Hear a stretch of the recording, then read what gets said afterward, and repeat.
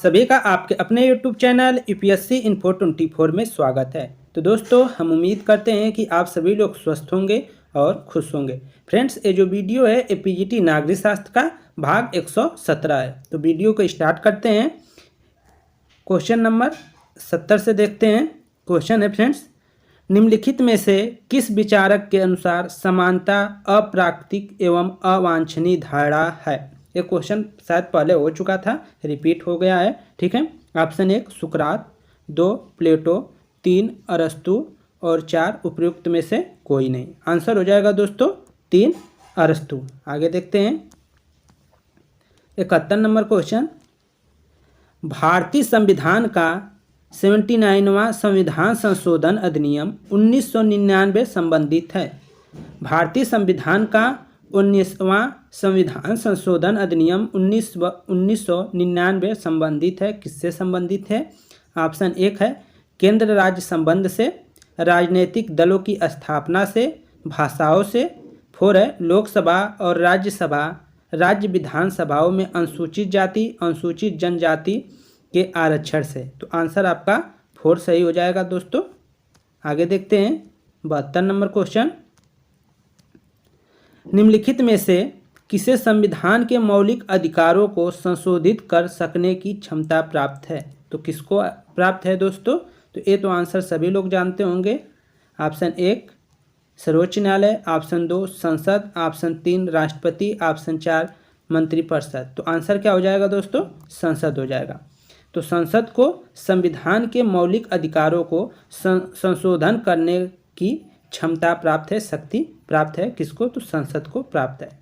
आगे देखते हैं, भारत का संविधान अपने नागरिकों को प्रदान करता है। भारत का संविधान अपने नागरिकों को क्या प्रदान करता है, ये बताना है आपको।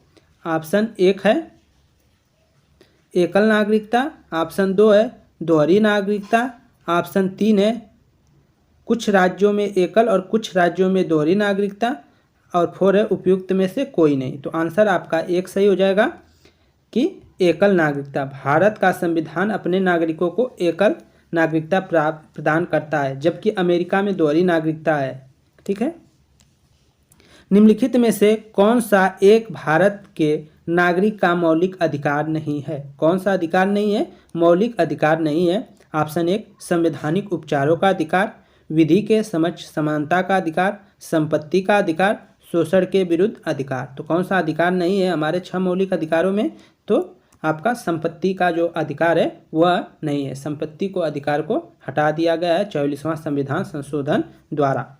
ठीक है, अब कानूनी अधिकार बना दिया गया। आगे देखते हैं 75 नंबर, कौन सा अधिकार संविधान के अनुच्छेद 352 के अंतर्गत लागू आपातकाल के दौरान भी छीना नहीं जा सकता है? तो कौन सा अधिकार संविधान के अनुच्छेद 352 के अंतर्गत लागू आपातकाल के दौरान भी छीना नहीं जा सकता है? ऑप्शन 1 है अभिव्यक्ति की स्वतंत्रता, भ्रमण की स्वतंत्रता, जीवन का अधिकार, संगठित होने का अधिकार। तो आंसर क्या हो जाएगा दोस्तों? 3 सही हो जाएगा। जीवन का अधिकार जो 21 है, अनुच्छेद 21, वो नहीं छीना जा सकता है, जीवन का अधिकार। ठीक है। आगे देखते हैं 76 नंबर क्वेश्चन, भारत के संविधान द्वारा निम्नलिखित में कौन सी स्वतंत्रता मौलिक अधिकार नहीं है? कौन सी स्वतंत्रता मौलिक अधिकार नहीं है? संपत्ति के स्वामित्व और अधिग्रहण की स्वतंत्रता, पूरे देश में स्वतंत्र रूप से भ्रमण करने की स्वतंत्रता, बिना हथियार इकट्ठा होने की स्वतंत्रता, किसी भी व्यवसाय का पालन करने की स्वतंत्रता। तो कौन सी नहीं है दोस्तों? तो ऑप्शन 76 का जो होगा 1 सही हो जाएगा, संपत्ति के स्वामित्व और अधिग्रहण की स्वतंत्रता। ऑप्शन 1 सही है। आगे देखते हैं 77 नंबर क्वेश्चन, 14वीं लोकसभा के उपाध्यक्ष पद पर किसे चुना गया? 14वीं पूछ रहा है दोस्तों, इस समय 16वीं चल रहा है, तो 16वीं पे तो किसी को अभी नियुक्त नहीं किया गया था। ठीक है, 17वीं स्टार्ट हो गया, सॉरी 17वीं पे अभी नहीं किसी को नियुक्त किया गया है, शायद 16वीं भी खाली था, इसको आप देख लीजिएगा। ठीक है, तो अब ये बताना है आपको कि 14वीं में कौन था। तो 14वीं में दोस्तों जो थे उनका क्या नाम था? तो ऑप्शन 3 सही हो जाएगा, चरणजीत सिंह अटवाल। चरणजीत सिंह जो अटवाल थे वो 14वीं लोकसभा के उपाध्यक्ष थे। वर्तमान में शायद कोई नहीं है, पद खाली है, लेकिन किसी को कार्यभार दिया गया है। इसको आप पता कर कमेंट बॉक्स में ज़रूर बताइएगा कि क्या पद खाली है। 16वीं लोकसभा हो गया है, 17वीं होने वाला था लेकिन अभी नहीं हुआ, शायद 3-4 महीना लेट चल रहा है। ठीक है। संघ राज्य क्षेत्रों द्वारा लोकसभा में कितने सदस्य चुने जाते हैं? संघ राज्य क्षेत्रों द्वारा लोकसभा में कितने सदस्य चुने जाते हैं? ऑप्शन 1 है 13, 2 है 18, 3 है 19 और 4 है 20। तो आंसर हो जाएगा दोस्तों 4, 20 चुने जाते हैं। संघ राज्य क्षेत्रों से लोकसभा में कितने सदस्य चुने जाते हैं? तो 20। ठीक है, आगे देखते हैं। विधान परिषद धन विधेयक पर अधिकतम देरी कर सकती है। विधान परिषद धन विधेयक पर अधिकतम देरी कितने दिन तक का कर सकती है, ये बताना है।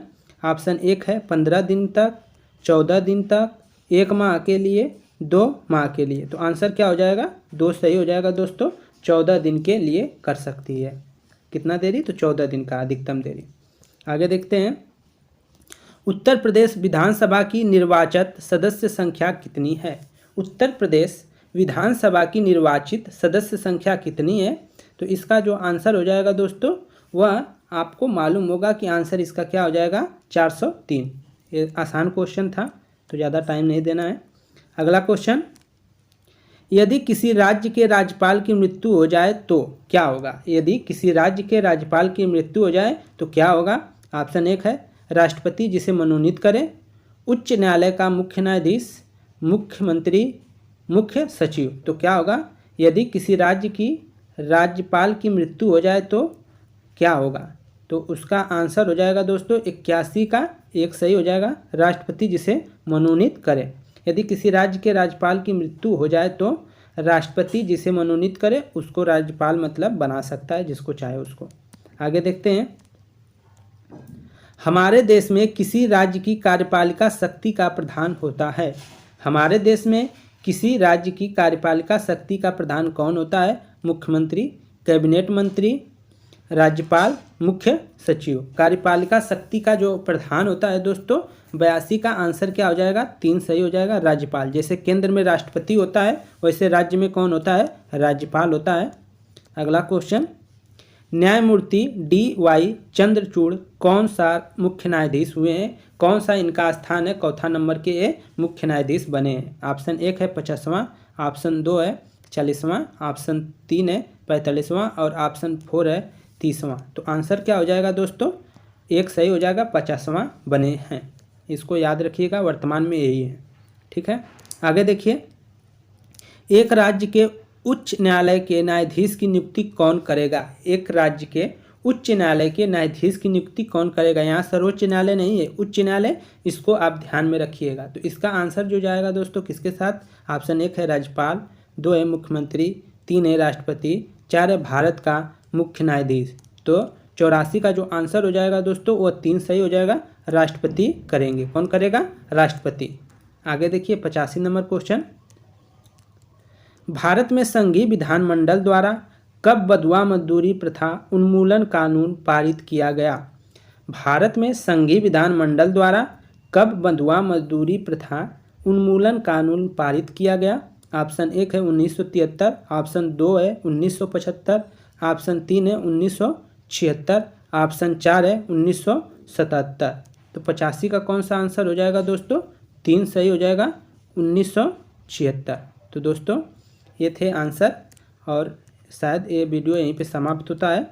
एक बार दोबारा रिपीट कर लेते हैं जल्दी से। ठीक है, तो 70 का जो आता है, निम्नलिखित में से किस विचारक के अनुसार समानता अप्राकृतिक और अवांछित धारा है? तो वो कौन थे? अरस्तु थे। कौन थे? अरस्तु। आगे देखते हैं 71 का, संविधान, भारतीय संविधान का 79वां संविधान संशोधन अधिनियम 1999 संबंधित है। तो ये 4 हो जाएगा इसका आंसर। लोकसभा और राज्य विधानसभा में अनुसूचित जाति और अनुसूचित जनजाति के आरक्षण से संबंधित है।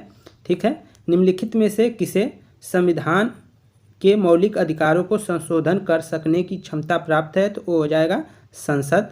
2 ऑप्शन सही है उसका। भारत का संविधान अपने नागरिकों को प्रदान करता है। तो क्या प्रदान करता है? 73 का एक सही होगा, एकल नागरिकता।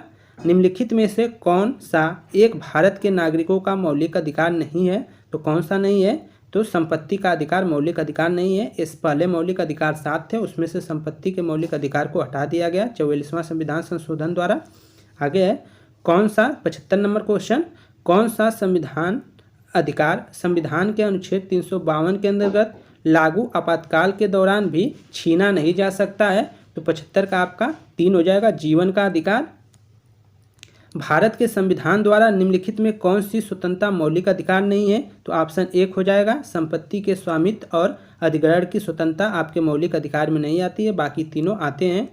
14वीं लोकसभा के उपाध्यक्ष पद पर किसे चुना गया था? तो 14वीं पे चुना गया था चरणजीत सिंह अटलवाल को। आपका 77 का जो आंसर हो जाएगा वो 3 हो जाएगा दोस्तों, चरण सिंह अटलवाल, इसको देख लीजिएगा।